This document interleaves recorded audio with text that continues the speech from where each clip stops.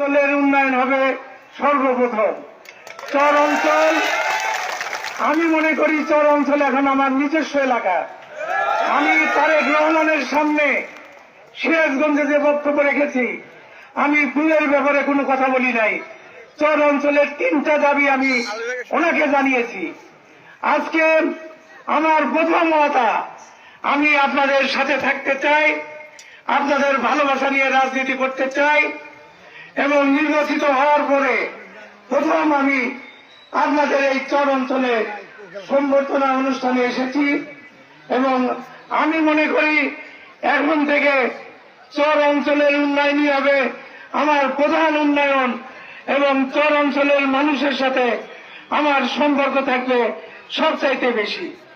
আজকে সম্মানিত উপস্থিতি, আজকে আপনাদের এখানে আমি এসেছি 12 তারিখের আগের আমি সেলিম আর 12 তারিখের আমি পরের সেলিম, আমার মধ্যে অনেক পার্থক্য।